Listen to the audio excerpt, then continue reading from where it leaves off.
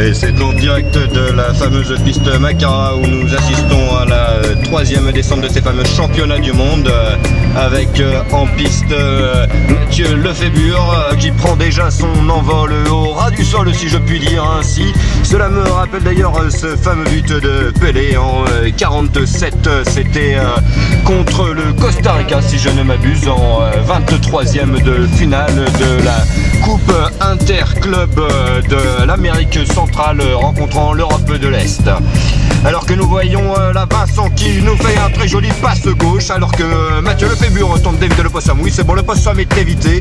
Alors il est toujours à genoux. Il semble que même sur sa board, Mathieu Lefébure ne puisse s'empêcher de prier le Almighty Jah. Et Vincent prend son envol, nous le reconnaissons à ses petites roues rouges, son casque militaire et son air désinvolte. Et oui, car le style de Vincent est toujours très désinvolte. Alors il faut faire attention ce soir sur la piste de Makara, car nous y avons déjà croisé plusieurs voitures.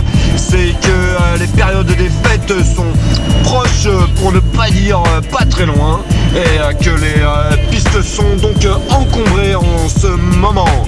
Alors il faut dire aussi que pour raison de budget légèrement serré, nous n'avons malheureusement pas pu avoir accès à tous les principes de sécurité optimum, c'est-à-dire blocage des routes avec un agent de sécurité et barrière en inox anti-rouille sur le long de la piste. Donc non, ce n'est pas dans ces conditions que se déroule ce soir le 3e round des interfinaux cantonales de Makara Village and Beach.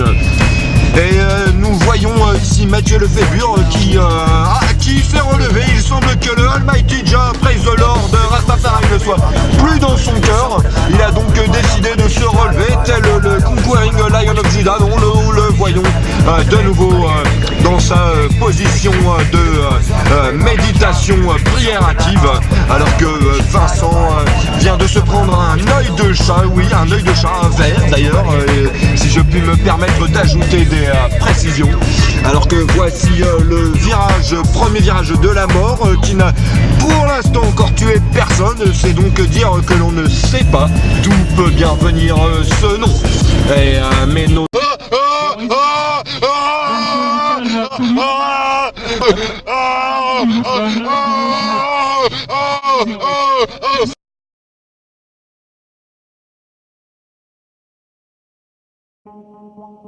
Et nous voilà repartis pour le 4e round de ces finales intercantonales de Makara Beach. Alors nous nous excusons pour cette brève interruption du programme, due, comme nous venons de l'apprendre, à la présence d'agents de la CIA en couverture de chasseurs de possums. Et nous venons d'apprendre qu'un de ces chasseurs de CIA déguisés en possum a perdu hier son petit chaton, ce en quoi la rédaction nous a demandé une minute de non-transmission. Mais nous voilà repartis de plus belle sur les pistes de Makara, la piste mortelle qui n'a jamais tué personne. Oui, je vous le fais bien dire, c'est assez cocasse. Alors que nous attaquons le premier virage à gauche, car j'en ai loupé plusieurs avant, ce qui ne m'a pas permis donc de faire les commentaires. Les parachutes commencent à s'ouvrir.